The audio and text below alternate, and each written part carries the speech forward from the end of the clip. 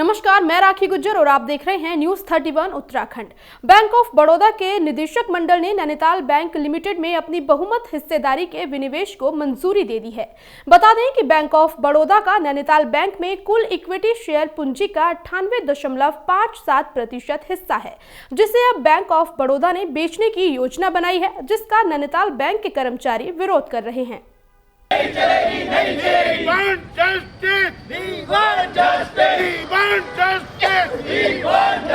हमारी मांगे पूरी करो, पूरी करो, पूरी करो, मांगे पूरी करो, पूरी करो, पूरी करो। सार्वजनिक क्षेत्र के बैंक ऑफ बड़ौदा ने नैनीताल बैंक में अपनी हिस्सेदारी बेचने की योजना बनाई है। बैंक ऑफ बड़ौदा ने इस बैंक के अधिग्रहण के 50 साल बाद हिस्सेदारी बेचने का फैसला लिया है।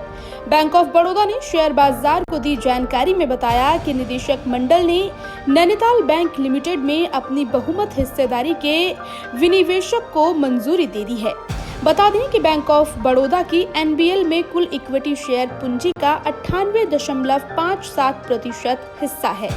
जानकारी के अनुसार बैंक ऑफ बड़ौदा ने हिस्सेदारी खरीदने के लिए इच्छुक पार्टियों को एक्सप्रेशन ऑफ इंटरेस्ट आमंत्रित करने की भी योजना बनाई है। आपको बता दें कि भारतीय रिजर्व बैंक के निर्देश पर मुंबई स्थित बैंक ऑफ बड़ौदा ने 1973 में नैनीताल बैंक का अधिग्रहण किया था।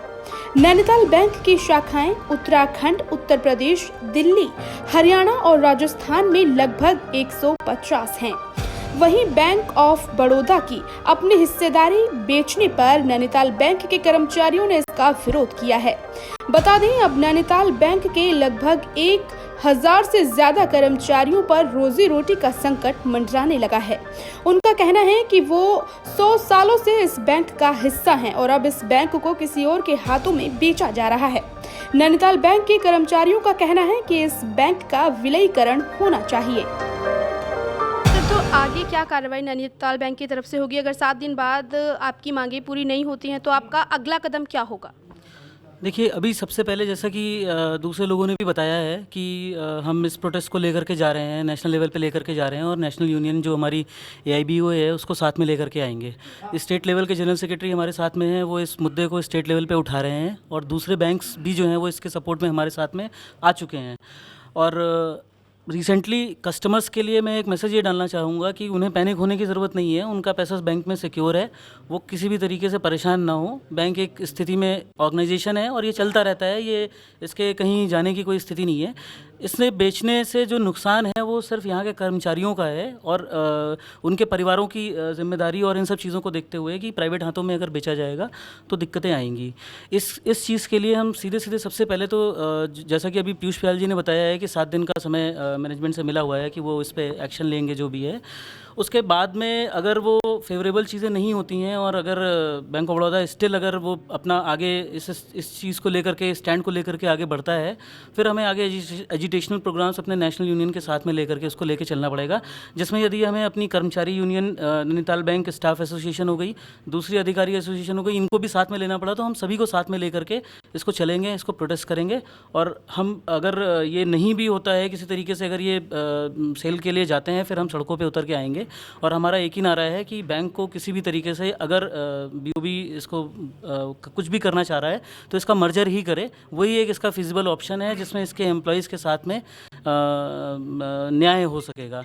अन्यथा इसका इस एम्प्लॉयज़ के साथ में अन्याय होगा और 1000 परिवारों की ज़िंदगी भी जो है स्टेक पे लगी हुई है। संक्षेप में आपको बताना चाहूँगा कि नैनीताल बैंक लिमिटेड एक सब्सिडरी है बैंक ऑफ बड़ौदा की और हमें कल रात को आपने देखा होगा कि CNBC न्यूज़ और काफ़ी फिनेंशियल न्यूज़ चैनल्स में एक रिपोर्ट चलने लगी है या एक न्यूज़ चलने लगी है जिसमें ये लिखा आने लगा है कि जो बैंक ऑफ बड़ौदा है वो अपना जो भी स्टेक है, नैनीताल बैंक का स्टेक, संक्षेप में ये है कि नैनीताल बैंक ऑफ बड़ौदा में नैनीताल बैंक का 98.57% स्टेक है। स्टेक बोले तो शेयर है, शेयर होल्डिंग है बैंक ऑफ बड़ौदा की। तो बैंक ऑफ बड़ौदा अपनी सारी शेयर होल्डिंग नैनीताल बैंक से हटा रहा है।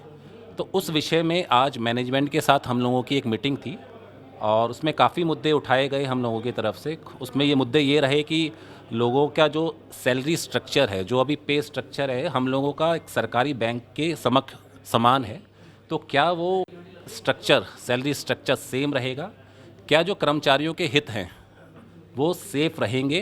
क्या दूसरा बैंक या जो भी बैंक ऑफ बड़ौदा से शेयर होल्डिंग खरीदेगा, क्या वो एक छोटा से बैंक नैनीताल बैंक की तरह, जो एक क्या कह सकते हो आप, उत्तराखंड का एकमात्र बैंक है, क्या वो उसको सही से संभाल पाएगा, नहीं पाएगा? तो ये कुछ मुद्दे थे जो हमने मैनेजमेंट के सामने रखे। आप जो भी भीड़ यहाँ पर अभी देख रहे हैं, ये सिर्फ ऑफिसर्स नहीं है, ये कर्मचारी हैं नैनीताल बैंक लिमिटेड के। इसमें हमारा पियोन भी शामिल है, इसमें हमारा क्लर्क भी शामिल है, इसमें हमारे सारे ऑफिसर भी शामिल हैं, और क्या कहते हैं चीफ एग्जीक्यूटिव ऑफिसर्स वगैरह जो है, जो स्केल 3 से ऊपर है, वो भी शामिल हैं। तो ऐसा नहीं है कि कुछ एक छोटे से वर्ग ने यहाँ पे वो करने की कोशिश करी है या धरना प्रदर्शन करने की कोशिश करी है। जो भी बैंक के कर्मचारी हैं, हम ये चाह रहे हैं कि हमारे हितों की रक्षा करी जाए, हमारे हितों की रक्षा करी जाए, और जो भी है कि हम एक शांतिपूर्ण एजिटेशन या शांतिपूर्ण तरीके से हम चीज़ों को सुलझाना चाह रहे हैं। और हमने मैनेजमेंट को 7 दिन का समय दिया है कि विद इन 7 दिन जो हमारे क्वेश्चंस हैं, जो हमारी क्वेरीज़ हैं, जो हमारे चीज़ें हैं कि हमें लगता है कि उससे फ़र्क पड़ सकता है या उससे हम लोगों के ऊपर फ़र्क पड़ सकता है, उसका वो जवाब दें। इन केस 7 दिन के अंदर मैनेजमेंट कोई जवाब नहीं देता, तो उसके बाद हम लोगों को एजिटेशन की राह पकड़नी पड़ेगी। हमको 5 बजे के बाद या तो हमें रोड पे उतरना पड़ेगा, क्योंकि देखिए हम लोगों की नौकरियों का सवाल है। अगर मैं सिंपल भाषा में बोलूँ, हम लोगों की नौकरियों का सवाल है, हमें लड़ना पड़ेगा, हमें एकजुट होना पड़ेगा। और उसके लिए मैं सब लोगों से भी अपील कर रहा हूँ यहाँ पर जो बैठे हैं कि उसके लिए तैयार रहें। तो आपके माध्यम से मैं मैनेजमेंट को भी ये बताना चाह रहा हूँ कि उनके पास 7 दिन का समय है, उसमें वो हमारे प्रश्नों का निवारण करें, जो भी हमारी चीज़ें हैं उसके बारे में हमको बताएं, ताकि हम उस पर काम कर सकें। बाकी ये रही कि जो भी जनरल पब्लिक के लिए है कि उनका जो भी पैसा है, फंड्स हैं, वो सेफ़ है। हम लोग आगे भी उनके साथ अच्छी बिज़नेस करते रहेंगे, क्योंकि नैनीताल बैंक बहुत पुराना बैंक है, 101 वर्ष उसको हो गए हैं, और अभी हमने 6वीं शताब्दी में भी उसमें बनाई है अपनी, और काफ़ी सारी स्कीम्स वगैरह भी हम लेके आए हैं, तो उसमें बिज़नेस चलता रहेगा। बट अगर कर्मचारियों के हितों की अनदेखी करी जाएगी तो उसके लिए हम एजिटेशन जरूर करेंगे, उसके लिए हम आंदोलन जरूर करेंगे। धन्यवाद। देखिए मैम, कल रात से जब से न्यूज़ फ्लोट हुई है मार्केट में, तब से लेके अब तक हमारे जो एम्प्लॉयज़ हैं, हमारे जो कर्मचारी हैं, सबके मन में भय का माहौल है पहले। दूसरा, ये बेचने का कोई किसी तरीके का इशू जो था, जो एकदम से ओवरनाइट आ गया है, इस तरीके से चीज़ें पहली बात तो होती नहीं है। जैसे कि बैंक ऑफ बड़ौदा के मैनेजमेंट ने फ्लोट कर दी रातों रात कि हम कल को नैनीताल बैंक उठा के बेच देंगे, ठीक है। ये कुछ नहीं है, ये कैपिटलिस्ट जो सोच होती है उसके तहत जो बैंक ऑफ बड़ौदा का मैनेजमेंट है उसने काम किया है। इस तरीके से देश या बैंक नहीं चलता है कि कैपिटलिस्ट की सोच के तहत जाओ, 100 साल पुराने बैंक की लिगेसी जो गुडविल बैंक ने बनाई है उसको उठा के बेच दो, उससे मुनाफा कमा लो, और बाकी जितने हमारे एम्प्लॉयज़ हैं, जितने अभी हमारे बैंक में काम कर रहे हैं, जिन्होंने 100 साल अपने जीवन दिया है इस बैंक को, उनके परिवार हैं, उन सबको दता बताते हुए अपना मुनाफा कमाओ और निकल लो।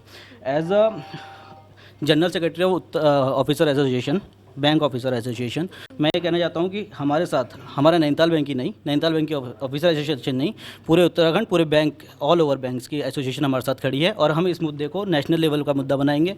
चाहे इसके लिए हमें कोर्ट जाना पड़े, सड़कों पर उतरना पड़े, हम जहाँ जिस भी हद तक जाना पड़े हम जाएंगे और इसका पुरजोर विरोध करेंगे।